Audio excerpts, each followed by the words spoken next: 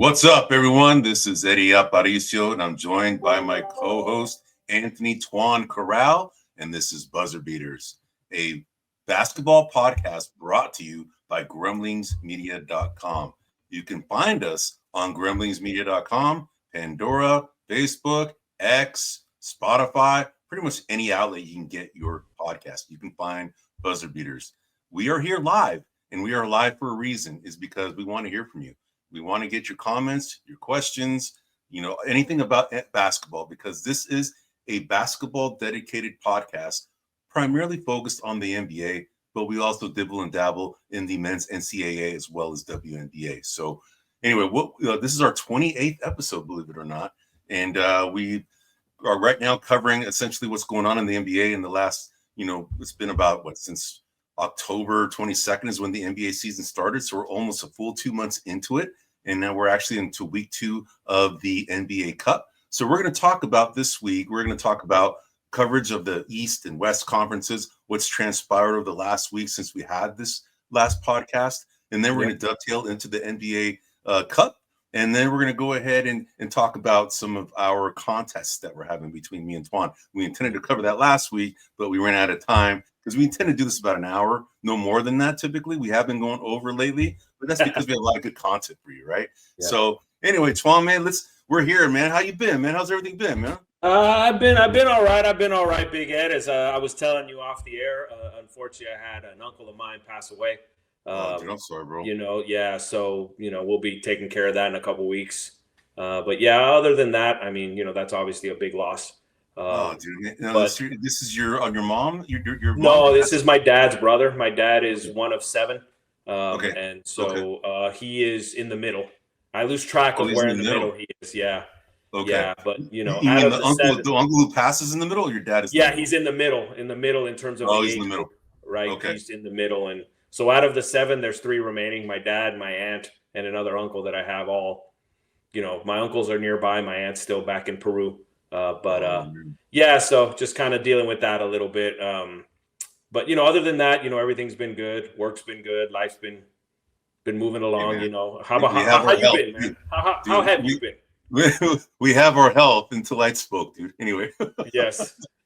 Dude, I gotta tell you, bro. Did I tell you that it sucks getting old, bro? It sucks. I'm with you, brother. I'm gonna tell you, man, because I'm with you. I've been through it in the last week, man. I mean, nothing like life changing or altering or anything that's life threatening, but just things that are a nuisance, bro. I pulled a hamstring just doing treadmill, right? Normal walking on a treadmill, I pulled my freaking hamstring. And then 2 days later, I get out of bed. And I think I had this happen on a previous podcast when we were talking. I just got out of bed and pulled out my freaking back again. And I just had tightened up and I couldn't walk. And dude, it took me I had a golf tournament the following Saturday. This happened to me on a Monday. And then I had a golf tournament on a Saturday. So I went to go to the acupuncturist. I went to the chiropractor just to get myself all loosened up to get ready to go, man. So I was ready to go. And then lo and behold, what happens to me, bro? I get freaking gout. Have you ever had gout, dude? You know what gout is, bro? No, brother. I have never had gout, but I heard it is insanely painful. Dude, let me tell you. I've had gout. The very first time it ever happened to me, I was on a golf course. And I swear I thought I got bit by some freaking spider. I was walking because all of a sudden out of nowhere, my toes started hurting big time, dude. And then I felt like I was limping. And then the guys started talking to me. They're playing with me. They're like, "What's wrong with you, man?" I go, "I think I got bit by a spider. Something's wrong with me, man." So I went home and dude, and my toe was huge and it was all red. I'm looking for bite marks. I was telling my wife, "Look at my freaking foot, man. What's wrong? Do I have bites? Do I have a black widow bite? What is going on?" Anyway, lo and behold, I find out later I had gout, and I've been dealing with gout on and off for about a good part of 20 years or so. It's something that happens to people that have they have a low tolerance for uric acid buildup in their body. And everybody's physiology is different, thankfully, right? Not everything that's good for one person is good for another person. And not everything that's bad for one person is bad for the other, right? But for me, man, over the years of this 20 to 25 year period, I've learned that there's certain triggers that I have. And I avoided one of them big time was beer. I don't drink beer much anymore because it was a big trigger of gout. And then also certain seafoods can also trigger it. Then also lemon juice, real concentrated lemon juice was one of my triggers. And I drink lemon juice all the time, but not concentrated. I drink a lot of lemon juice. But I don't know what the hell happened, bro. It happened to me on Thursday. I started feeling like my toes kind of hurting. And then on Friday, it's like, oh my God, something's going on. And then Saturday, dude, it like hit me like a brick, dude. I mean, Twan, if you saw me walking right now, bro, you would be tripping, dude. I'm like the Walking Dead dragging my foot. You're bro. like the Hobbit. You're walking like the Hobbit.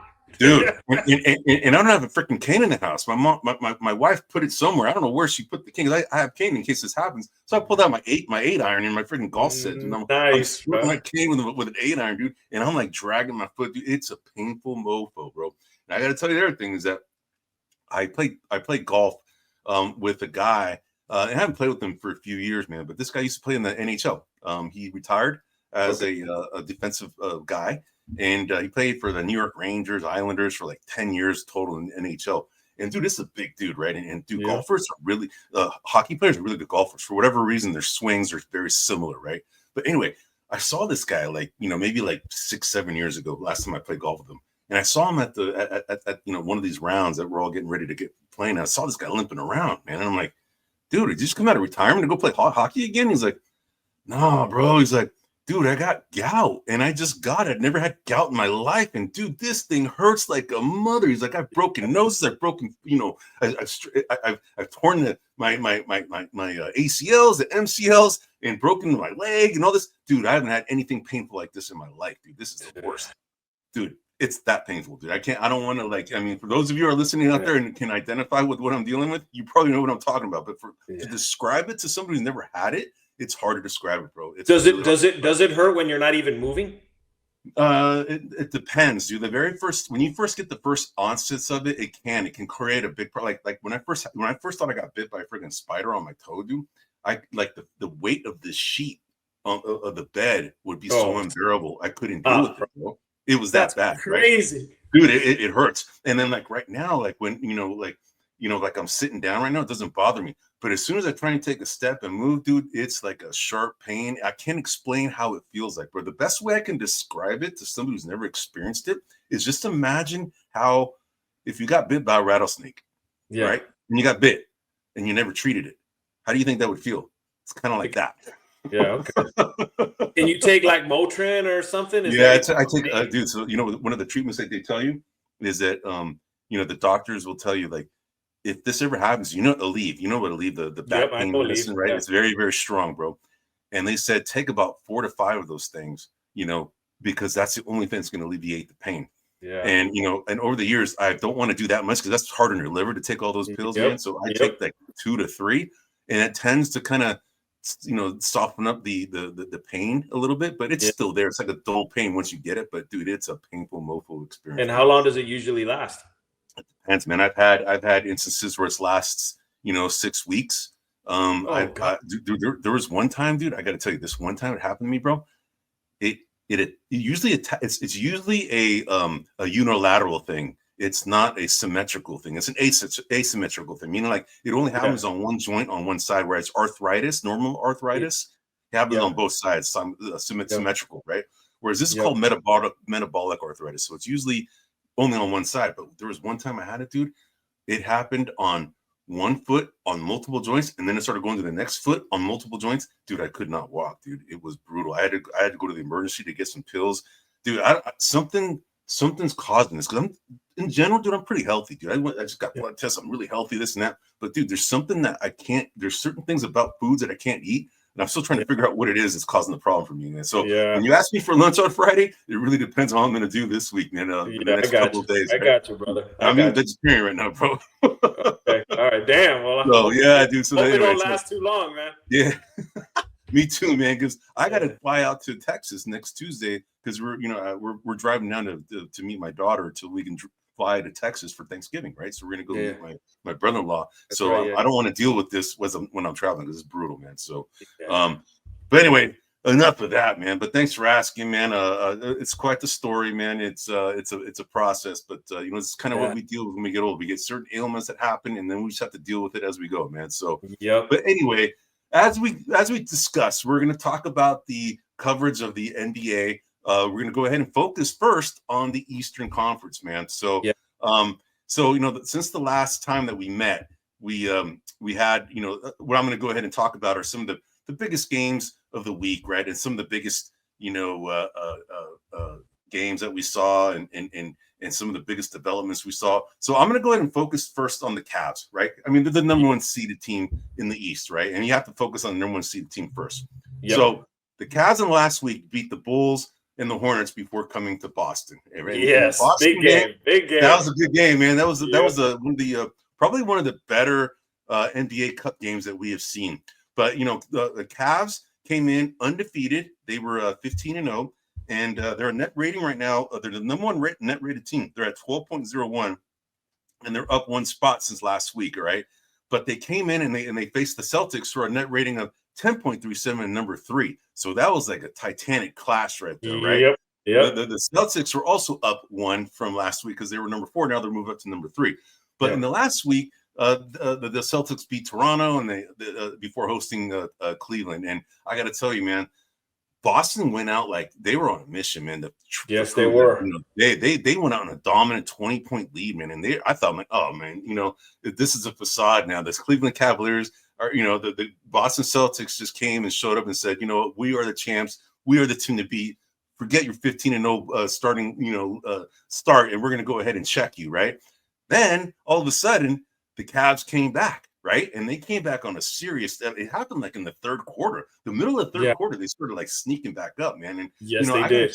And I got to tell you, both teams are pretty fully healthy. And the only guys that were missing were pretty much Isaac Okoro for the Cavs, and then of course Kristaps Porzingis, who has been missed. He hasn't played his first game yet, but overall, both teams are pretty healthy, man. So what are some of the observations you took from that game, man? So Evan Mobley continues to impress me. Oh, hell yeah.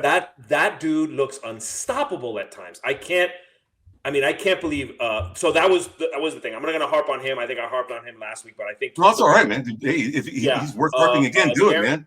Darius, don't call me Winston Garland. His dad Winston. Yes, and that's how old I am. For those who don't know, look it up. Winston Garland is Darius Garland's dad. Anyway, he had a really bad night. He had a really bad. He was 3 for 21, dude. That's how bad it was. Exactly. He was really bad, and that's what impressed me the most. That Cleveland was kind of off, and yet they kept it so close.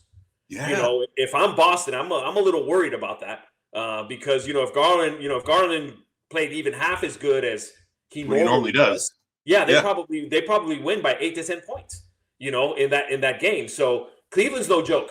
I was thinking the same thing. I was watching, and right out of halftime, I think within the first couple of minutes, right out of halftime, Boston was up like 21, 22 points, something like that. And I'm like, oh, man. And I'm like, all right, so it's kind of in the background. I'm kind of half paying attention to it. Next thing I look, they're under 10.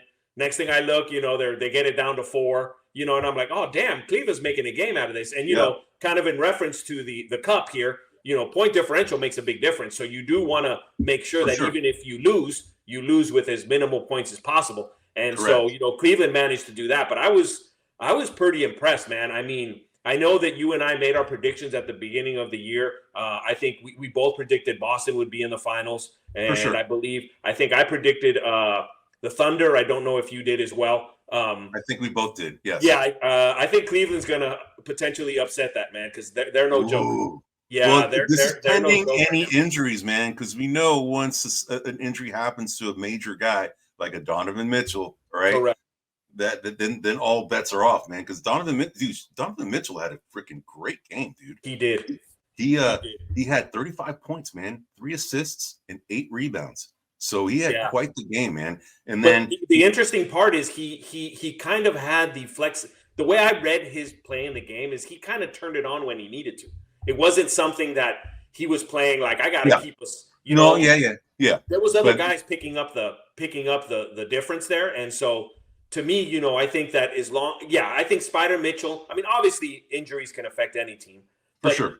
But Cleveland's relatively young, and outside of Jared Allen, who has a little bit of history getting injured, outside of him, mostly everyone else is fairly young. I think injuries should not impact their season based on age. Based on circumstance, obviously something could happen. We'll get to the West in a minute, but like Durant, right? Durant, I expect him to get hurt here and there. He's been hurt. look what's happened to them. We'll talk about that in a minute. But I don't expect that to impact Cleveland as much as it would Boston. Like Kristaps Porzingis, he has a long history of being hurt. It wouldn't surprise me if he comes back and then is out again and is on again and is off again, and potentially not even available for some playoff games. I kind of see that kind of at least in the near future. Well, Boston has definitely figured out how to play without Porzingis because it's been quite some time that they've played with him, right? But just imagine when he comes back, the addition that it's like a free agent signing, man. It is a difference maker, right? And it's going to make that team even deeper and better, man. So it is. The problem, though, I see right now is that they're relying heavily on Horford, and Horford's pretty old. He's old, man. Ideally, you want Horford playing less minutes than he's even playing now, and kind of save him for the postseason, and so that may hurt them in the long run. But they have that one up and coming. But they have that one kid out of Portugal, man. Yes, Chet. He's been playing well too, man. So, and he's a younger guy. He's played for the Kings, man. I'm surprised the Kings let that guy go. They also have the tall guy. What's his name? I forgot his name. Anyway, Croft or Kraft. Cornet. Sorry, Cornet. Yeah, Luke Cornet. So they have him too. He didn't play that much. But Neemias Queta is playing more, so that kind of alleviates Al Horford, old man Horford, to play a lot of minutes. But two guys I want to point out to you, bro, in the Cleveland Cavaliers, man. Two guys that are playing a lot and are making a difference for the Cavs are two former Golden State Warriors, man. Ty Jerome, Warrior. George Niang, another former. He was a Santa Cruz, Warrior, but he still was part of the Warriors organization. Yeah, Niang had a good game. Niang had an impactful game against both those guys are playing well, man. So I got to give it to him. And then this other guy, Craig Porter, he got put into pretty solid minutes, and he's not somebody that usually plays a lot, but I think he got himself back in the rotation here because he played really well, man. And he normally doesn't play that many minutes usually, but he played well. So, but yeah, that was a great treat to watch, man. It was probably the most anticipated matchup of the season, and it happened to be one of the NBA Cup games. So, so that was a great match. Kenny Atkinson's got him playing really well. He's got him playing a lot similar to the Warriors style. With the difference, and I'm a little jealous, which is they have insane amount of height, which is something the Warriors really never had. Yeah, I know, and they're shooting lights out, man. Yeah, though they are shooting light. I mean, at some point that's got to average out, I would think, but Kenny Atkinson's really got him playing well. And the thing is, they can make their free throws, bro. Yeah, we'll talk about that later, bro. Yes. But anyway. Yeah. All right, man, let's go on to the next team in the standings here. We got the Orlando Magic. All right, They have definitely been creeping up the standings. They are net rating at 5.13. They're the number 8 rated team in the NBA. In the past week, they have beat the hapless Sixers and the Suns since our last podcast. I got to tell you, man, since Banketto's injury, man, this guy, Franz Wagner, is balling, bro. And we brought that up last week, man, but he is balling, dude. He is balling. He is balling. He was picked right after Kuminga. Right? Yes. Right? But anyway, and he got signed. We talked about that. He got signed to a long-term, after his rookie contract. So he's one of these guys that got a deal, and Kuminga doesn't have it. But unfortunately, it looks like we didn't make the right choice. But I still think Kuminga is going to show out soon. But we'll get to that later. But anyway, I got to tell you, Jalen Suggs has been playing a lot better since Banketto. I think that certain injuries, when it happens, it's a blessing in disguise for teams. Man. It can be, and in this case, I think Banketto is probably a blessing in disguise, being hurt. Right, the emergence now they're going to get to see how this Tristan da Silva plays. Right, the guy out of Colorado, and he's been inserted in the starting lineup. And he's one of the guys that when we were doing the coverage, we kind of thought maybe. I don't know if that was the right guy to pick, right? Yeah, we were kind of on the fence. Yeah, we were kind of on the fence on that. And then one of the guys, put a comment on our podcast, after the fact, said that Tristan da Silva was the right guy. Yeah, it turns out he probably is the right guy. He's looking like it. Yeah. Well, because of Banketto getting hurt, right? They needed somebody to fill that slot, right?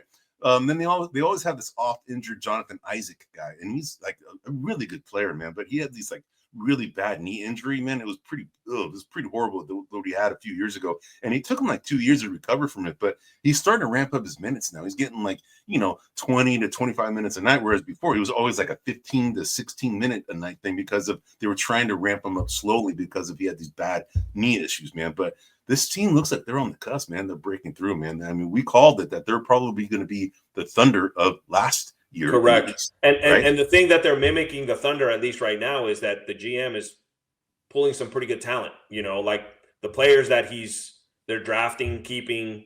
Right. And early in the year, there was a lot of rumors about Klay Thompson coming to this team, them needing Yeah. kind of a shooter, Right. and I think given the circumstances, I think that the right move was not to get Klay. I think they're better off without Klay and kind of working their young talent and getting them to play, kind of the levels that, and like you said, this injury I think is a blessing in disguise. And Banchero hopefully will be back. I think he was 6 to 8 weeks was his initial. It's in that range. Yeah, I mean, it's in that range. And he's been out 2 to 3 weeks already. So Yep. So you're looking, right around the All-Star break, him coming back, them kind of getting in a rhythm, and then potentially doing some damage. Especially since Philadelphia is so willing to give up a playoff spot there, they get that. Exactly, man. Man. So all right, man. So we covered the Magic. So let's go on to the Knicks, man. All right, yes. The Knicks. They are now the number 7th ranked net rated team in the NBA. They have a 5.89 net rating. Since our last podcast, they've won 3 games in a row. They beat the Nets twice. They also beat the Wizards. All right. These are teams that they should be beating, right? Correct. Correct. Anunoby has been fitting better. Mikal Bridges has been spotty. He's been up and down a little bit. Brunson seems to be coming out of his shell a little bit, kind of figuring out how to work with Karl Anthony Towns, because he did score 37 points against the Nets. And then he also scored 26 against the Wizards. So he was the leading scorer in both, because primarily it was always Towns before.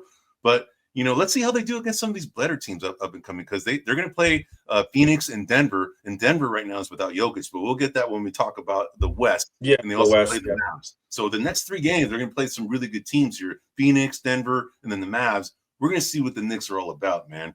What do you think about the Knicks? Well, I don't know if you saw, but there's been some rumblings about the Knicks defense and Karl Anthony Towns' lack thereof.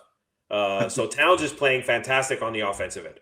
There's no denying that. But on the defensive end, so I'm kind of gonna watch that with a close eye, because Thibodeau's, he doesn't mess around with defense, and I don't know how he's going to treat one of his star players. Yeah, I was going to navigate that.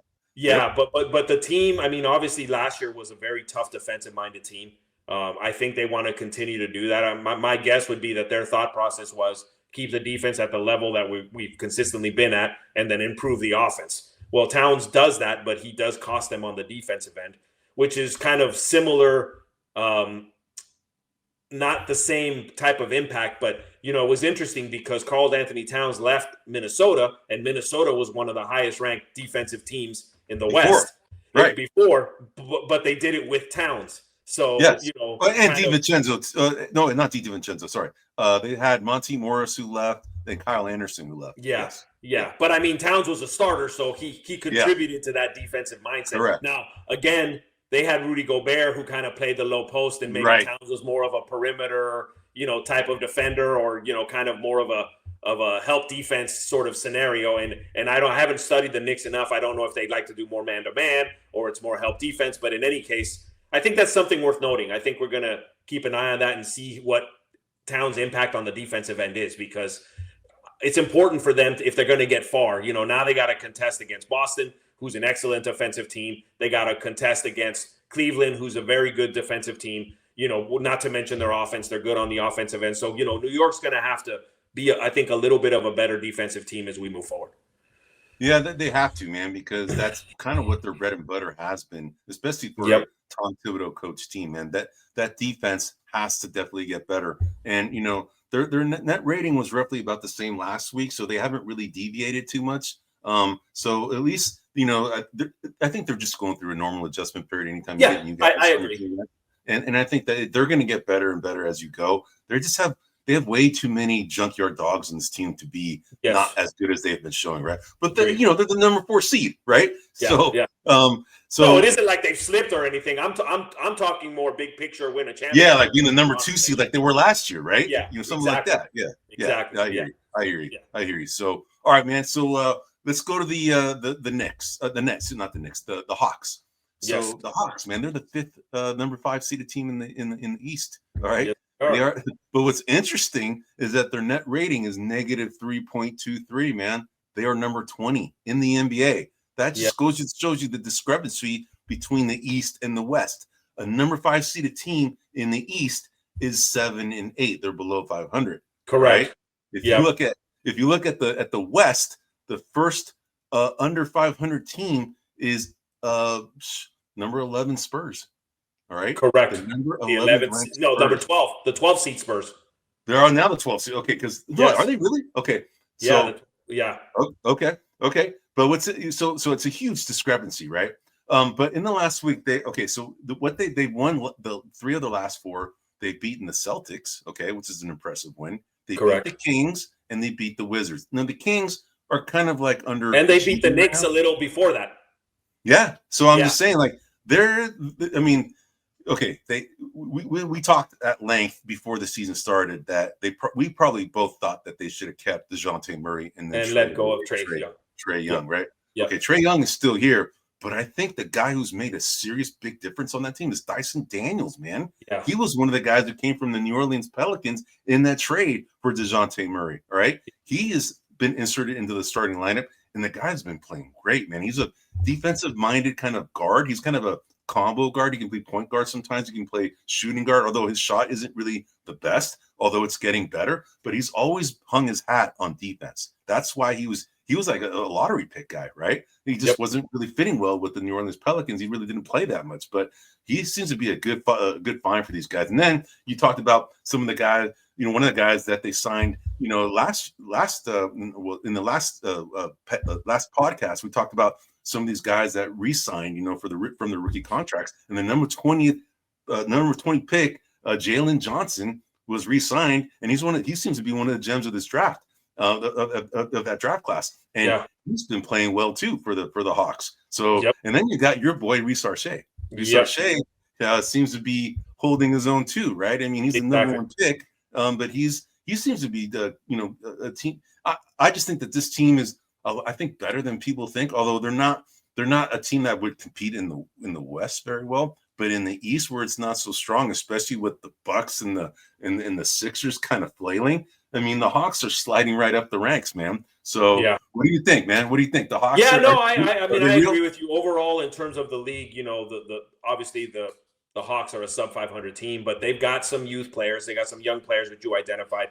Reece Archie is kind of starting to come into his own. I've been watching him. Obviously, he's on Team Twan here for the rookies, and so I've been paying a little more attention to him.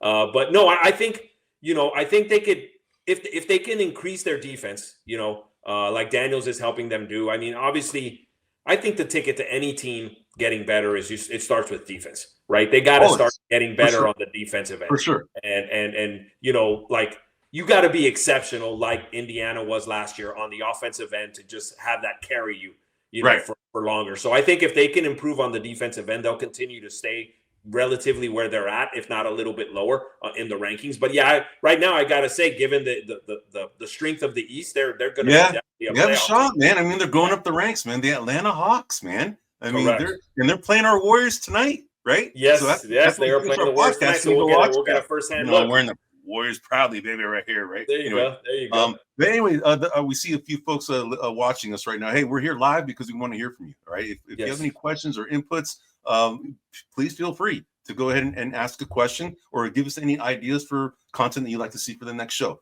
But anyway, all right. So we talked about the Hawks, man. All right. So anything else on the Hawks before we move on to the next? No. I think that was kind of keep an eye on them and see how they do in terms of the standings as we go week to week. But all right. So the next team is the number 6 seeded Miami Heat. They have a net rating of 0.65. They are number 13th ranked team in the NBA. Honestly, they're a little up and down, man, right now. They have been kind of, a shadow of themselves in the previous years. But, Jimmy Butler hasn't been playing. He just came back, and they played without him until he played against the Sixers. And of course, they beat the Sixers. But they've been beating teams that they should, right? But they're losing to the better teams. They're losing to the teams like the Knicks, the Kings, the Suns, the Nuggets. I mean, that's usually a barometer, right, of how good a team is how they play against some of the better teams. And not that the Knicks, Kings, Suns, and Nuggets are like all, they're the best of the NBA, but they're better teams, right? They're on the better half, correct? Yeah, and they're all playoff teams, right? So, but I got to tell you, Adebayo has been playing freaking awesome. Adebayo is a very good player, man. Yes, I think he gained a lot from the Olympic experience.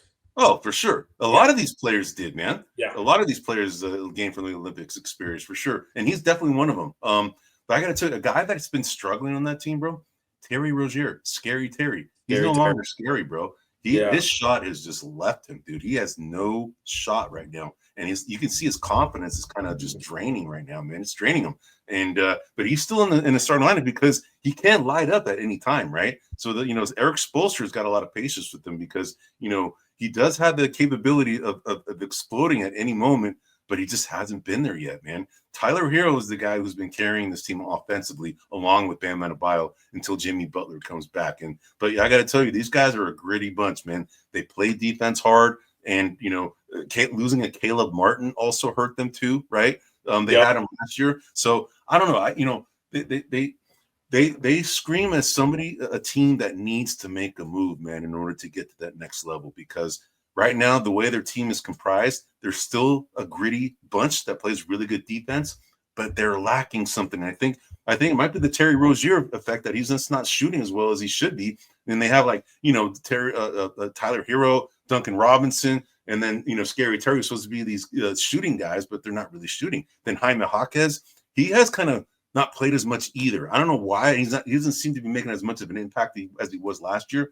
But they're missing something, and I don't know what it is yet, man. But I think some of that is Jimmy Butler. He's been the kind of heart and soul. He's the fight within the Miami Heat. Obviously, I believe he's up for a contract renewal. There's been some speculation that they're going to trade him. If you remember when he was in Minnesota and they were talking about trading him, he took it up a level. He was kind of angry. He was playing angry. I don't see that same result here, which makes me ask the question: is he just tired? Is he just getting a little older and just he's kind of whatever kind of mentality? But I think some of that has to do with a lot of times when the Heat were beating teams they weren't supposed to or weren't favored by. Jimmy Butler was carrying that was kind of the spirit there, and I don't know if they have anybody, and including Bam Adebayo, that kind of fills that role. Outside of and so I think that has a big part here. So we'll see what happens with Butler. There's been a lot of talk that he might be gone before the trade deadline this year. And Pat Riley doesn't suffer anybody. If he's done with you, he's going to tell you to your face he don't care. And so I don't know what's the inner workings of what's happening there, but I think that has a lot to do with them kind of being average psyche right now. Their psyche seems just average. They still got a lot of talent there, but their psyche seems average. So they're playing more to the level. I think Miami Heat's always been that team that plays better than what they are. They've always played better than what they are. And I think right now they're just playing to what they are. Okay. Interesting. Hey, speaking of Pat Riley, did you hear that he's getting a freaking statue in front of the Lakers stadium here soon, man? First things first, about time, right? For sure. Like that's one, but two, it's interesting that they're going to do it while he's still in the league.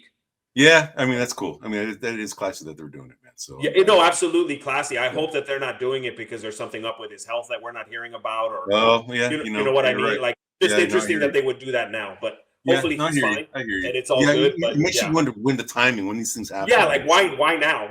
Why not 10 years ago, or you know what I mean, or when he retires, right? Like kind of deal. Like why today? That's So that part just draws a little bit of interest to me. No, I hear you, man. Yeah. So all right, man. Before we go to the West, man, are there any other teams in the East that you want to highlight? No, I picked on the poor Sixers already. I mean, Washington. Well, dude, Washington. Wait, hold on. Since you brought up the Sixers, man, all right? Yes. Did you hear that Tyrese Maxey called out Joel Embiid, man? Yes. Yeah, there's problems there, Eddie. There's problems there. Supposedly they're buddies. But like I said, Jesus Christ. Tyrese Maxey, he's called Embiid out. He's calling Embiid out because we talked about this last week. He's walking around with this face like the world owes him something, or like he's just hurt, And Yeah. I'm like, dude, you got to cut that out. Yeah. If I'm Paul George, I'm thinking, what the hell did I step into? Like, damn, I should have went somewhere else. But until Embiid kind of gets his mindset right, and until he kind of, how would I put this? It's like he's holding a grudge. I don't know if he's holding a grudge against the media. If he's I think he holding just a grudge didn't like against the fact that he was organization. getting. Yeah, he's probably just because he's getting booed by the fans because he hasn't played, and he's probably just getting pissed off that for all the stuff that I've done for you guys, why are you guys booing me? That kind of thing. And he's one of these sensitive types. You can just I hear you, but if we rewind a couple of years back, he was picking on Ben Simmons for being sensitive. Yeah, if you remember. So to me, I'm like, hey, bro, look in the mirror, and what you've done. You haven't won a championship out there. What have you done? What do you expect exactly? You are the most talented player on that team. You are, when you're playing well, an MVP candidate. You are a very, very, very good player. But you haven't done anything. Getting to the playoffs. So what? And this is coming from obviously the benefit of having an organization that has won many championships. But I'm sure you look at Boston, you look at the Lakers, you look at the Bulls, you look at the Spurs, you look at even the Heat. Like, they're going to go, what has Embiid done? He hasn't done anything. Like get us to the promised land and win us a championship, and then no one will sweat you for the rest of your life. I know, I hear you. But this team is built to win now. And they are. And this team is just, they are the number 28th ranked net rated team in the NBA right now, bro. All right. And a big part of the reason why this is happening is because their big three, Embiid, Paul George, Tyrese Maxey, have yet to play one game with each other. That hasn't yet to happen, man. And that needs to happen quick, soon. We can't help it. Tyrese Maxey got hurt, right? But Joel Embiid, I don't know what they're doing managing his time. I don't know, man. They got to stop doing that. Paul George is back from his injury. He had a real injury, right? But Eddie, they're 2-11 though, Eddie. Dude, it's brutal. 11. Brutal. But I got to tell you, the one bright spot is Jared McCain. Okay, the guy at Duke. He's been playing freaking lights out. He's probably one of their main bright spots on that team. The guy has been the leading scorer in the last 3 games. He scored 34, 29, and 20. All right. He has been playing very well. But can you imagine if they get this full team going? They have Maxey at the point. They'll probably have a Jared McCain at the shooting guard. They have a Paul George, playing a small forward. Then you have Caleb Martin, the guy from the Heat that we're just talking about the Heat are missing. And then you have Joel Embiid. That's a pretty formidable starting line. No, it is, but it goes to show you what happens when a team can't get on the same page. Dude. Or when your star player is moping around. Look, this is probably apples and oranges, but obviously, we talk NBA, but we're Warrior. We lean towards the Warrior land. For sure. Look at the difference between when Clay was moping around last year on the Warriors versus the Warriors this year. And Clay wasn't even the best player on the team, right? It's not like he was Steph moping around. And look at the impact that had. And so Embiid, dude, you got to, how would I put this? I don't want to say he has to swallow his pride, but he's just got to start over. Yeah. Everything start fresh. Do your best, dude, and whatever happens, happens. But don't expect people to treat you one way because you've done this, that, or the other, dude. Just fight for a championship. That's all you need to focus on is what gets me to a championship. I think that if he gets his mind right, it'll be fine. But if he doesn't, I'm telling you right now, Eddie, I wouldn't trade for him. I wouldn't trade that. I don't know, man. That dude's a beast. For number one, depends on how much you have to give up. You have to give up a lot. Yeah, but when's he going to be available? And then when he is available, is he going to be moping around? That's more than any organization can take in terms of he's going to be expensive as hell. So he's going to eat the salary of 3 or 4 average players, that could probably together put better stats than him, And so now I'm just telling you right now, he's got to take a look and just kind of reassess and kind of, be happier where he's at. Follow his pride and man up, right? That's what exactly. Right? Focus on the championship, bro. Focus on that. Yeah, right. All right, bro. Anybody else you want to focus on before we go on to the West? No. Obviously the Bucks they've been a little better. I use that word, but again, the Indiana Pacers continue to, not play very good. No, I don't think. No, I think for the East, we've taken up 40 minutes here on on the East. So all right, man. No one worth mentioning at this point. But of course, week after week, we'll see how that plays. All right, man. So let's dovetail right into the West, man. All right. Yes. So we're gonna go ahead and talk about, of course, our Warriors. Can you believe that our Warriors are the number one seeded team in the West right now? No, I cannot believe. I believe I had them ranked as 10th for the season. I mean, we can look at that. I think you had them a little more optimistic at around 8th. So no, crazy, man. Yeah, crazy. And I got to say, okay, so they're the number 4 ranked team in the NBA as far as net rating at 9.44. That's down 1 from last week, okay? Because they were number 3 before. But, since our last podcast, they've beaten, of course, the Ja Morantless Grizzlies. They also played against the Clippers, and that's the only team that has beaten the Warriors twice. The Warriors only have 3 losses, and 2 of them are against the Clippers. All right. Yes. The first Clipper game was early in the season, and they couldn't shoot with a crap, the Warriors. But the same thing happened again, man. For whatever reason, they can't shoot against the Clippers, man. No, were both those games in the new LA Coliseum? They were both there, right? Where Clippers were home. Yes. I know that stadium is built a little more vertically. Maybe the sight lines are off a little bit. Maybe who knows, man? But that's amazing, man.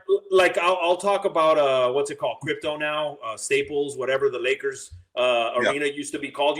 Steph had a couple of years there where he had rough shooting numbers. Really bad games. Yeah, yes. and that's kind of been leveling off now. So maybe the sight lines are different.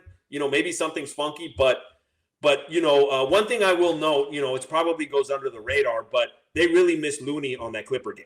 Like Looney didn't play. Yeah, absolutely. Yeah, so they really, because, Zubac is a freaking handful, dude. He's one of those guys that you don't really talk about, but, dude, that dude matters. And so, like he was really owning them kind of on the boards and inside, and Looney, that's our saving grace, when we got to do like that, put Looney on him, because Looney's hard to move.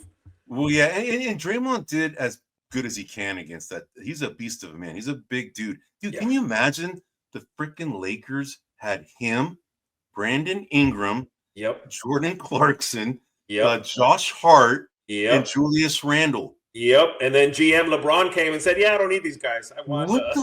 Dude, that was a good team right there, man. What are they doing? Yes, anyway. I believe a handful of those guys were part of the Anthony Davis trade.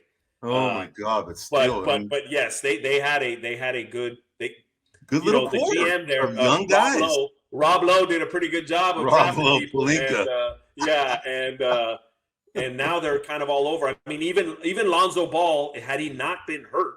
He's another one else on that team. Has proven to be a pretty talented player. Obviously he's had a lot of injuries, but still think about that team right there, man. That's a pretty good squad. No, that is a pretty good squad. I agree.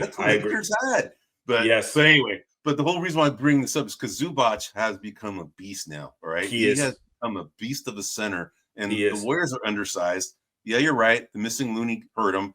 Draymond Green can only do so much. Trace Jackson Davis, he's still figuring things out, right? So and Kyle Anderson can only do so much, right? So yeah, they're a problem, but for whatever reason, man. Okay, let me point something. I texted you about this, that the Clippers shot 47.1% from 3-point range last game. Yeah. Okay. And the Warriors shot 47.5% from the free throw line. Yeah. No, the Warriors, the free throw thing thing is a little maddening. So number one, as Warriors fans as we are, the Warriors never get to the free throw line. Right? Historically, they have, and this year, I would say that one of the fundamental differences is they're getting to the free throw line on a more regular basis than they have in previous seasons. But dude, that only matters if you make them. Like if you're not even gonna make half of, if they would have shot 70%, they would have won that Clipper game. Easy. Yeah, they would have won going away. But you got to make your free throws, man. You got to. Yeah. But I got to tell you though, but just that stat alone, the Clippers could not miss, dude, from 3-point. They could. And the Warriors shot less than 50% from free throw line, and they only lost by 3 points, man. Exactly. That tells me a lot. Exactly. So to scary. Me, I think Looney would have made a difference. There would have been a couple of less offensive rebounds, a couple of less second opportunities for the Clippers. I think he would have made a difference. But like the first game, I would say the Warriors just got blown out. Like I didn't know what hit them in that game. I was like, damn, they just got owned. This game, I would say, was more like the Warriors, had they took advantage of their opportunities, they would have won. They would But have they won. didn't, For and sure. so they kind of gave this one away a little more than got beat. The first one, the Clippers just flat out beat them. This one, the Warriors kind of gave it away a little bit, even with the impressive numbers that you're pointing out that the Clippers had, which is 47+% and 3-point. I mean, any team that shoots that on 3-point line should be They're winning gonna by a win, significant dude. margin. They should be winning by a significant margin, and they only won by 3 points. Exactly. Yeah. Exactly. It would be like the Boston Celtics New York Knicks game, the first game, right, of the season. Exactly. Yeah. Like no matter how good the Knicks played that game, they weren't going to win. Yeah, for sure. Boston was on fire. Or when the Warriors played Cleveland, like they weren't. That too. Cleveland just was lights out. Yeah, no, I hear you, man. All right, but before we move off the Warriors, let me ask you, what do you think of Kuminga, man? What do you think of this play?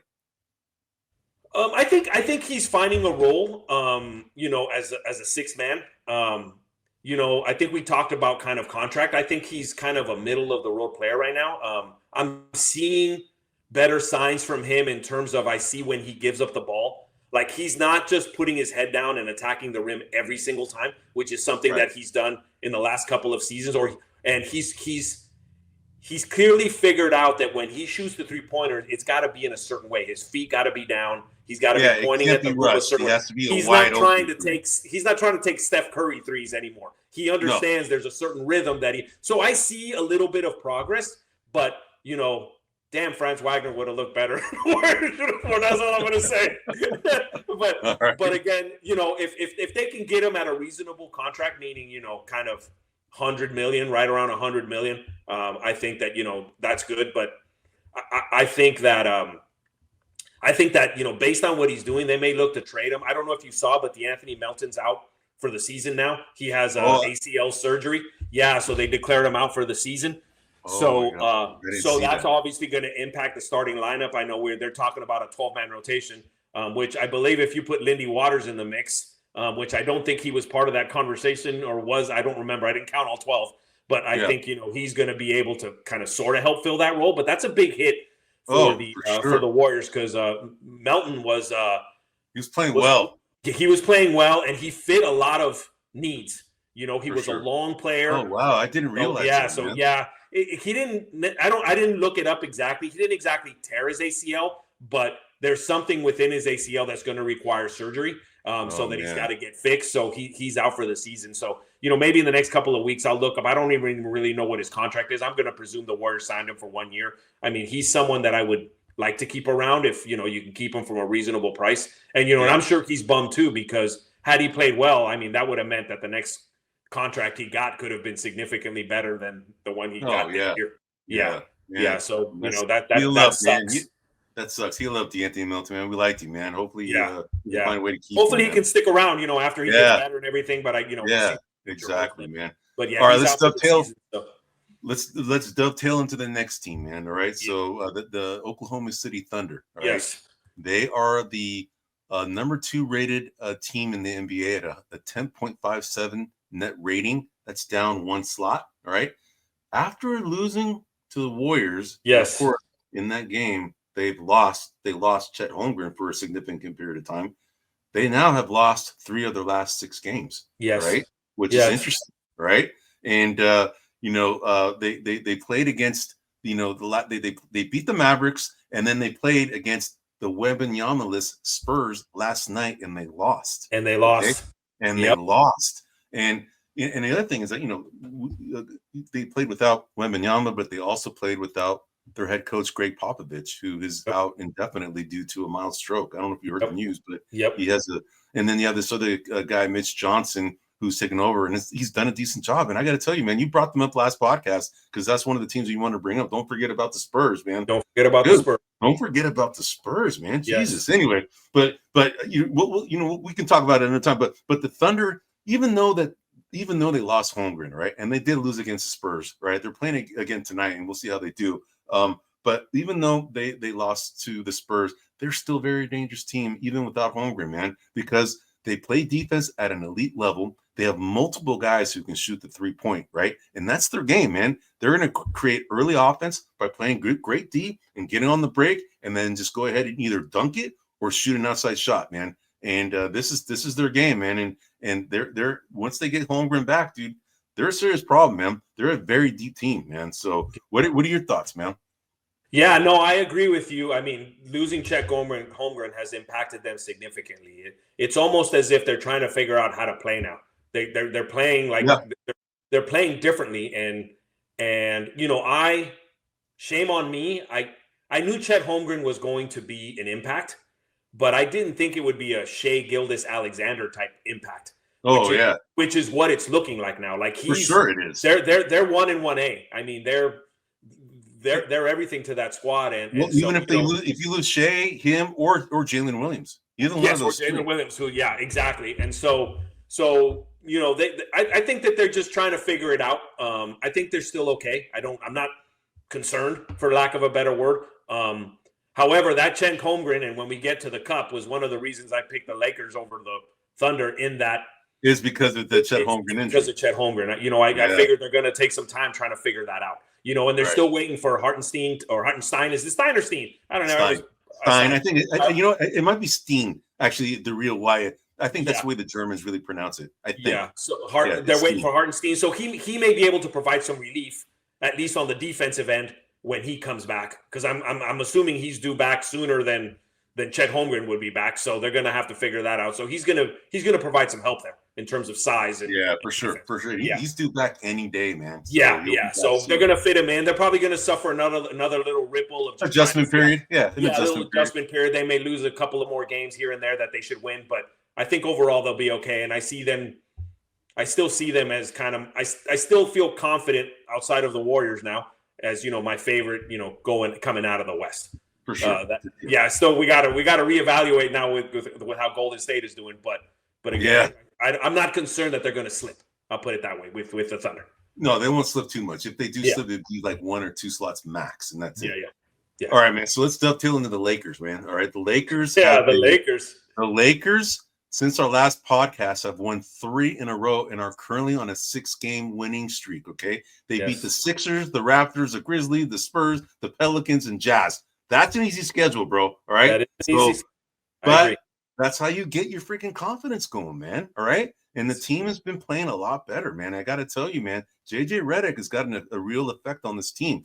And your boy Dalton Connect, dude, he showed out last night, dude. Yes. Did you see the game? He had 37 points, man. Yes. He was shooting lights out. Dude, that's awesome. Dude, I love seeing that. I love seeing young kids flourish, man. And I do. And he's been a saving. I mean, how many years have we been talking about the Lakers need shooting?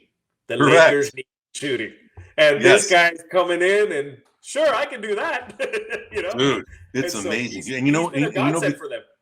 And the last night's game has now catapulted Dalton Connect to be the second odds-on favorite, the second person on odds-on favorite to win Rookie of the Year. Okay, right now it's Jared McCain out of the Sixers being the Rookie of the Year.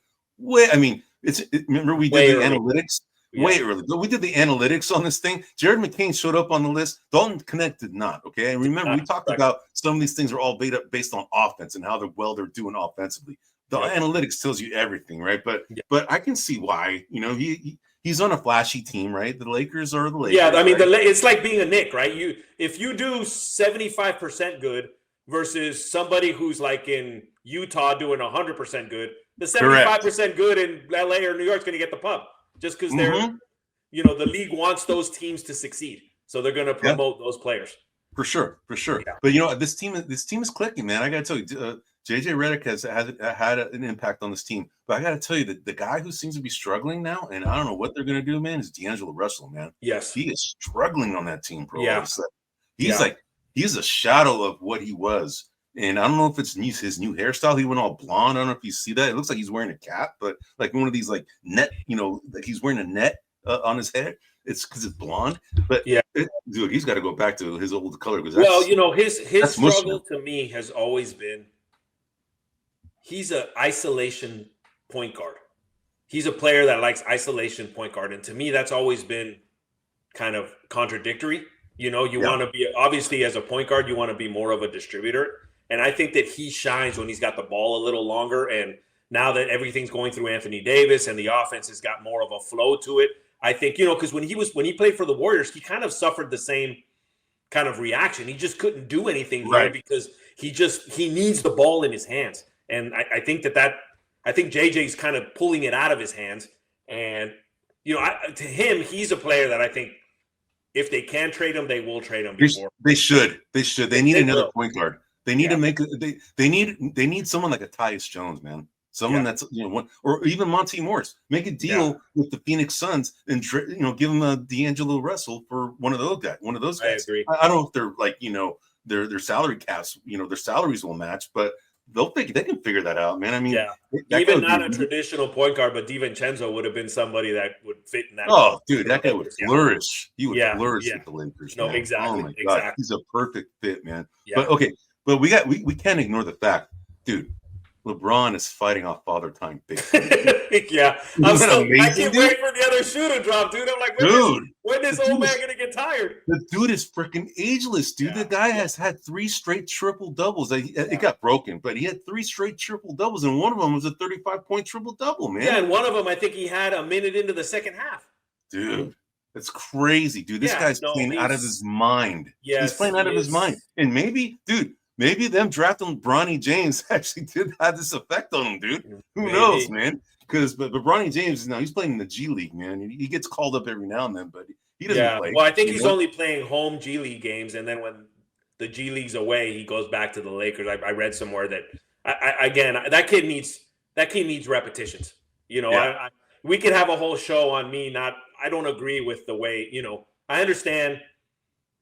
LeBron leveraging who he is to get his kid. Yeah. I understand that, and I don't blame him for it. But that kid needs to play more games.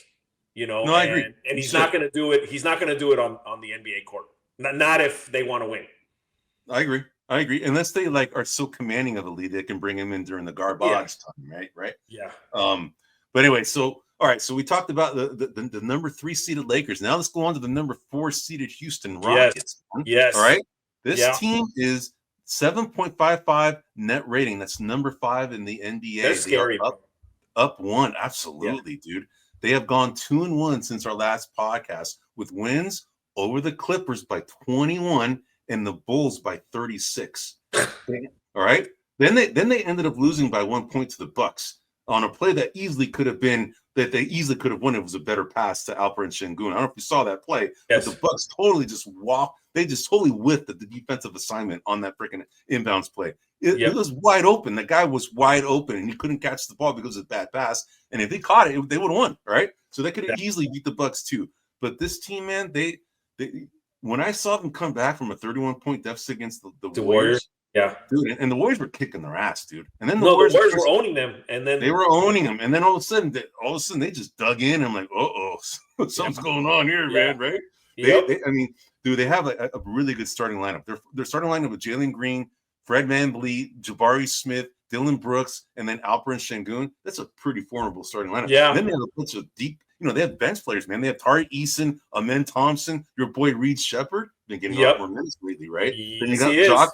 Yeah, then you got Jock Landale out of St. Mary's, right? Yep. Dude, this team they're looking like another team that could be considered like last year's Oklahoma City Thunder, man, right? Correct. This team's scary, bro. So they are scary. And when the Warriors played them, Jalen Green played like crap.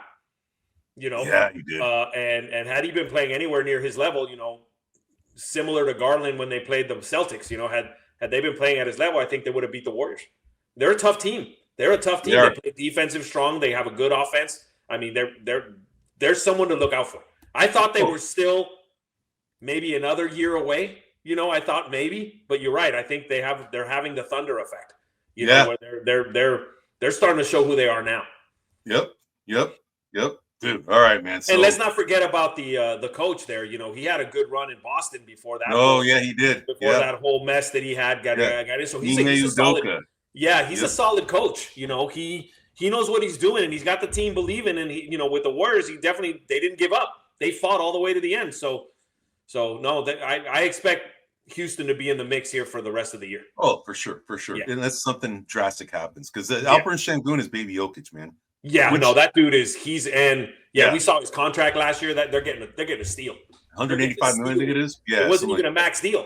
It wasn't even a max deal. I know. He absolutely should be a max deal. Yeah, for sure, man. But that dovetails us right into the next team, right? The Yes. Denver Nuggets. Okay. We talked about them last week.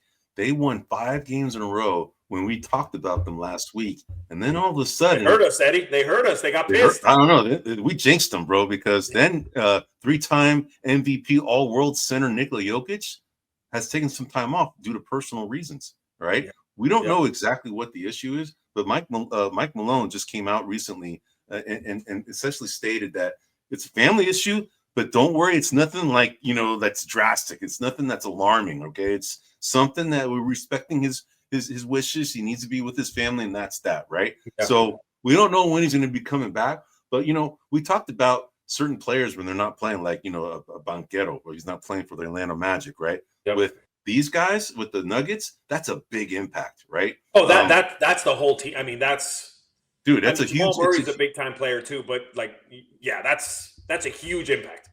Yep. But they lost to the Pelicans and the Grizzlies, okay, without him. But they did win against the Grizzlies yesterday, okay. And Russell Westbrook has been a godsend for this team, man, because he has been playing very well for them. All right. Yeah. And what's happened is, because of Jokic being out, they inserted Dario Saric into the starting lineup, former Warrior Dario Saric, right? Yes. And then you got Peyton Watson, who's been inserted in the starting lineup. And then all of a sudden they seem to be clicking. But the blessing in disguise here, just like Banquero, is you take away Jokic, and their depth was already kind of like it was shaky, right? Yeah, it was really shaky. But this is forcing their hand. They're going to have to figure this out, and this could be a blessing in disguise for these guys long term, right? Jamal Murray is going to be asserting himself a lot more. Michael Porter Jr. is asserting himself a lot more. Aaron Gordon has been out for a while too, so he hasn't been playing either. So right now, remember we talked about this. If they lose 1 to 2 of their starters, they're screwed. They're screwed. Yep. And right now, we're going to see how they recover, man, because this is kind of like the biggest nightmare that they could be facing right now. Yeah, one observation that I make here is, I don't think I'm saying anything that even Jokic wouldn't. Basketball's always been secondary to Jokic. He loves his home country. He loves horses. He loves his family. I mean, and it sort of reminds me of, with Wiggins, because Wiggins is also, you can kind of tell, like, and obviously Jokic is a much more impactful player than Wiggins in terms of when he's on the court. But, whatever this situation is, I hope that it's not one of these where he's in and out of the lineup over a long period of time, similar to the way Wiggins was doing back and forth. Right. Because if he's out for an extended period of time, they're not going anywhere. I mean, they're not. No, they're not. So hopefully whatever matters he's dealing with from a family perspective is, has an end date, has a resolution. As opposed to it lingering and going back and forth. Dude, I mean, this like him being out of the lineup could easily slip these guys, because they were number 4, all right, all the way down to like number 10, easily. Okay, not having Jokic has not much of an impact on that team for sure, right? Easily, and with some of these teams playing better than anticipated, like Houston, like San Antonio, like maybe even drop them outside of the playing game. Not because they're that bad, but because the West is that competitive. Yeah, no, I know, man. All right, man. So let's this dovetails us to the Phoenix Suns, man. Okay. Yes. They are a net rating of negative 1.62. That's number 18. They are down 3 spots from last week. This team has lost 4 in a row, dude, and 3 in a row since our last podcast. They've lost 5 out of their last 6 games. They've lost to the Kings, the Thunder, the Wolves, the Magic. All of them are decent teams, man. But they've done this without Durant. We all know what a big contributor Durant is. He's the key to that team. Yeah, then they just also recently lost Bradley Beal. Okay, Bradley Beal again is out due to a calf strain. All right, he lost. I think he got hurt in the Kings game. But you also combine that with Yusuf Nurkic. He's been on and off too. So this is another team that we thought that their depth was a little questionable. Correct. And now, if you remember when we spoke last week, we were like, hey, they're impressive. They're doing good. I want to say we're second or first place when we talked last week. And again, in the back of my mind, it's still lingering. Like, how many games are these guys going to play? Yeah, and so this is my concern with this team. If they're healthy, dude, if they were 5 years younger, all of them, dude, I'd give them the championship. Like, they're gonna do it. But That's not the case. And go ahead. You were going to say something. I cut you off. No, I was just going to tell you that the Tyus Jones and Monty Morris definitely made an impact on this team. When all those other guys were playing, they made the impact. Now, when those guys are not there, they're still good, but they're just not the same team. So they're just lesser. Because they're not lesser. Tyus Jones isn't feeding Beal, isn't feeding Durant. No. Now he's feeding Joe Schmo that's missing an open shot. Or Mason Plumlee or Ryan Dunn. Correct. Or Godaro, right? Correct. They're also missing Grayson Allen, dude. All right, Grayson Allen got hurt too, the hamstring issue. So these guys are very depleted right now, and this was like one of their worst nightmares. Is that they were already pretty slender on their freaking bench, and this could be a blessing in disguise because this happened early enough in the season where some of these other guys start developing, and then once these guys come back, it kind of can round out that whole rotation. See, for this team and Denver, to me, I don't see it as much as a blessing in disguise. I see it more, can you hold ship until these guys come back? Yeah. Just hold the line together. And I with Jokic, he's relatively young. I think he comes back, gets, settles his family affairs. I think that they can be on track to maybe hover around the 5th, 4th seed in the league. But with Phoenix, even if Durant comes back, I predict he'll be out another time. He's going to play 60 games this year, maybe, if Phoenix is lucky, and I don't think that's enough for them to be an impact, to make an impact. Yeah, that's just, man. It's just the way it is. I hear you, man. So, all right, bro. So before we move on to just coverage of the NBA Cup, man, are there any other teams you want to shout out before we move on? No. I mean, you obviously mentioned, how pretty much everybody on the top 10 for the West is above 500. Dallas is run into a struggle. They lost to Utah in Utah, which was by a horrible wide open play from Jordan Clarkson down low. I mean, that was just absolutely horrible. I don't know what to think about Dallas because I thought they'd be better. And so right now they're not. Maybe that game against the Warriors kind of deflated them a little bit, man. Who knows? Maybe. I'm starting to, hope I'm wrong, but I'm starting to wonder if Klay's moping around a little bit. Oh, I don't know. I don't think so. I don't know, man. I don't know. Doncic has been kind of battling something himself too, so he hasn't been himself either. Like as far as injury, he's not 100% himself. Yeah. So the Kyrie Irving's a beast, dude. No, Kyrie Irving is a beast, but my danger with Kyrie is he's historically shown when he plays on a team that isn't competing, he loses interest. Yeah. And maybe this is a new Kyrie and a more focused and gonna stick to it Kyrie. But if he starts losing interest, these guys are host. Yeah, no, as our host. And and they've got a good young tandem, at the center position. Gafford and Lively. And Lively. I mean, that's a very good combo right there. So there's no reason that they should not be competing here. Yeah, but PJ Washington was out too. He had just got back, so he was out for a few games. Derek Lively was out for a few games, so they weren't at full strength. So now they're going through that adjustment period of getting everybody back and then just reintegrating that and then coming together again. So I see these guys still being an issue in the West. I don't see them sink. Okay. So. I don't want to disagree with you, but right now they're not. Yeah, they're not on top of their game. Right on. All right, man. Let's go on to the Emirates NBA Cup, man. So we're just going to briefly cover these. Go ahead and just put that screen up. We can kind of go through all the different groups and how they're doing. Hopefully, you can zoom that in a little. If you can't, hopefully you can. If you can't, we'll figure it out. Here we go. There we go. A little bit more. All right. So there we go, man. So we got Group A here, man. Right in the East. Yep. Now we both picked the Knicks. Okay. Right now the Knicks. We both picked the Knicks. They're sitting right now at the top, along with the Orlando Magic. The other teams, they have no shot. The Brooklyn Nets are respectable. I got to tell you, the Brooklyn Nets have been playing a lot better than a lot of people thought. But I think we're looking pretty good here, man. I think the Knicks are looking pretty good, and you can see that the point differential between the Knicks and the Orlando Magic is close enough. It's close enough, right? It is close enough, but the Knicks are going to have to win a couple of games by 10 plus. Yeah. So, all right, man. So we can go on to Group B. So both you and I picked. Well, you picked the Heat, and then I picked the Pacers. Or actually, sorry, take that back. You took the Pacers. I took the Heat. All right.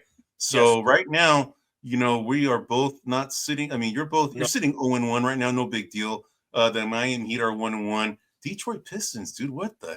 This is your team, man. You said this. This is one of the guys that you bet me against the Portland Trailblazers. And I got to tell you, man, this team is playing pretty damn good, man. I got to give it to you. Yeah.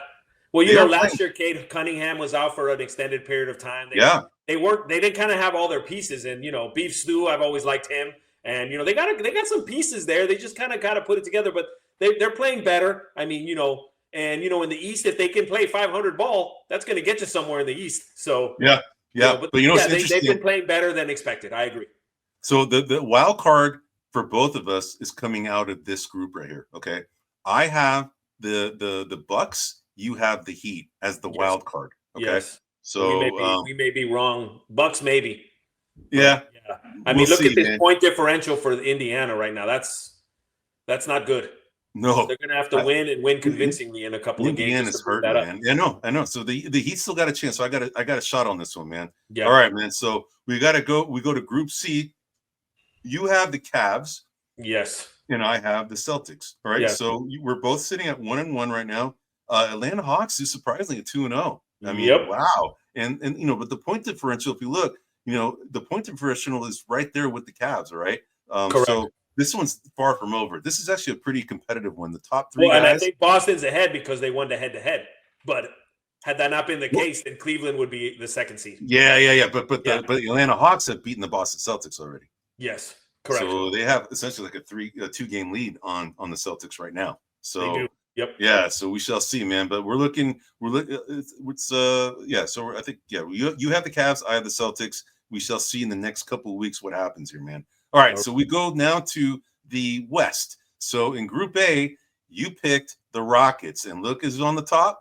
The Rockets. The Rockets. And you know who I picked? The Rockets. The Rockets. The Rockets are legit, bro. We are I think going to be right on this one for sure. Okay. I don't. Portland Trailblazers. That's one of the teams I have against you against the Detroit Pistons, man. We shall see. But Minnesota's been there. They have been disappointing, bro. I mean, they're still going through adjustment. The Sacramento Kings, dude, they're another team that's been disappointing. It's a little disappointing, yeah. Yeah, dude. But the Clippers, of course, they beat the Warriors. But if they played against the Warriors like 82 games, they'd probably be in the playoffs, no problem. But they're right now, man. They're not exactly where we thought, but they need Kawhi Leonard, man. We know they need Kawhi Leonard. Yeah, and I don't know when they're getting him back. We don't know when he's coming back, man. So that's a mystery to everyone. Yeah. All right, man. So we go to Group B. So Group B, who did you pick? I took the Lakers. And the Lakers are on the top, man. And I took the Thunder, and I have the Thunder at number 2. And it's interesting that their point differential is right there. This is going to be, I think it's going to be between those two teams, honestly. You have the Thunder coming out as the wild card. Yes. I have the Suns. So both of our wild cards are coming out of this group in Group B. Correct. Okay? But if Durant doesn't get back soon, I don't think the Suns are going to be in the race. You're right, man. You're right. Yeah. But Utah Jazz are nowhere near to be sniffing anything on the NBA Cup, man. They're not. My boy Filipowski needs to wake up and start getting in some victories. You know what? Filipowski's been playing better, man. I know. I got to tell you. We're going to get to that next, man. So, all right. So we got right now in the Group C, we both have the Warriors. And who's sitting at the top?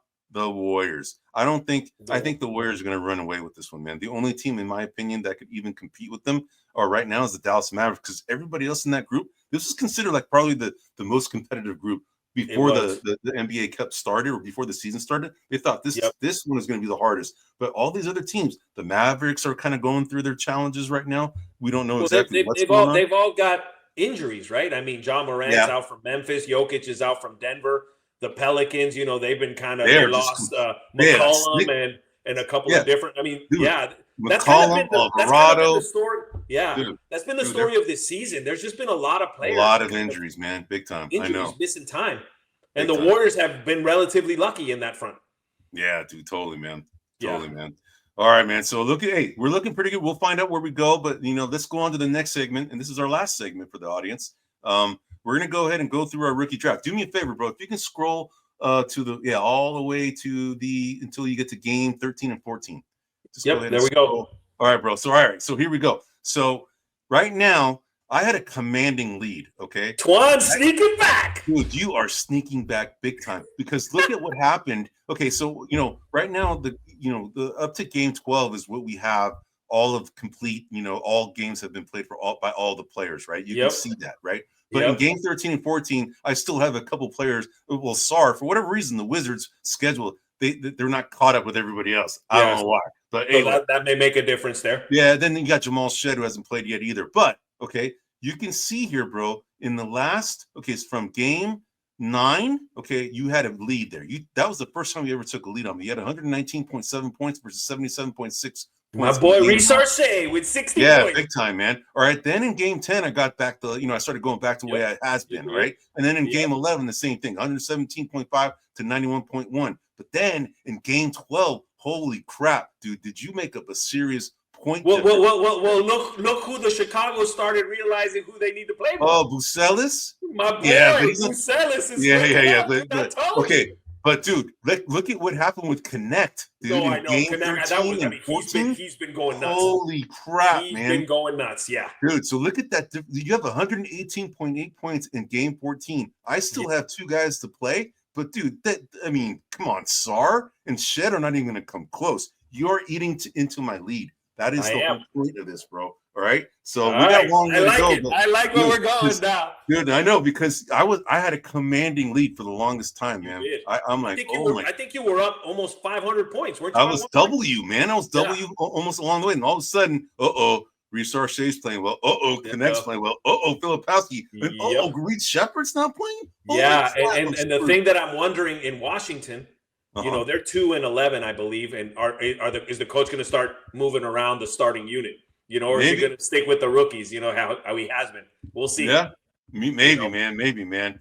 Right, man. So, hey, man, dude, that's our show, man. We covered actually the whole roundup of the NBA. That took up most of our time. I honestly think we didn't have enough content, but damn, we actually did, man. So we covered. Yeah, we covered the NBA totally, the East and the Western Conference. We talked about the NBA Cup and how we're doing on our challenge on that. And then we also talked about the rookie draft and the conference seedings contests that we have. We're going to continue reviewing this every week because I just like jabbing Twan every now and then when I'm winning, and then vice versa, right? So, anyway, this is a comeback though. Eddie's not going to put this spreadsheet together anymore. He's like, I know. No, I will, dude. This is fun. This is fun. I like doing this stuff, man. It's the engineering, man. So, all right, man. So we were at an hour and 17 minutes, man. I see we're a little bit overtime again, but our intention is to do this in an hour, but we're going overtime. We want to bring the content to you. We're live here every Wednesday, actually, except for next week. Twan, we're going to have to talk about if we can do this recorded next Monday, but we'll figure it out. But, next week is Thanksgiving week. We want to wish all of you and yours happy Thanksgiving. Yes, happy Thanksgiving. Family is everything. Take care of your family. Be with your family because that's really our legacy. But anyway, this is Buzzer Beaters. Well, one thing. Oh, for sure, bro. Yeah. For those who don't know, happy Thanksgiving. But for those who don't know, Thanksgiving is my favorite holiday of the year. And the reason it's my favorite holiday of the year is because you get to be with family and you don't got to buy anything. And dude. It isn't that I mind buying things. It's just so overwhelming to figure out who gets what, But Thanksgiving to me, I love it because you're with family. You watch football, you eat some food. Yeah. All good. All good, brother. So on that note, I also want to echo. Heavier. I want to echo Eddie's sentiments. Happy Thanksgiving to everybody. And, whether your family is by blood or by friendship, enjoy time with your family. Absolutely, man. Happy Thanksgiving, everybody. Anyway, so this is Eddie Aparicio, Anthony Twan Corral. We are Buzzer Beaters. You can find us at grumblingsmedia.com. You can find us on any podcast outlets such as Spotify, Google, Pandora, YouTube, X, Facebook, any of those. You can find us there. But anyway, we're here every Wednesday except for next week because of Thanksgiving. And after that, we're going to be here every Wednesday live so we can get your questions and any of your commentary. We'd love to hear from you. All right. Anyway, this is Eddie Aparicio and this is Anthony Twan Corral, and we are signing off. Hey everybody, this is Big John from Grumblings Media, and I just want to say thank you for watching our content. If you want to support our efforts here at Grumblings Media, just smash the subscribe button right here, totally free, or just go ahead and consume more of our great content. Click either one of these 2 boxes.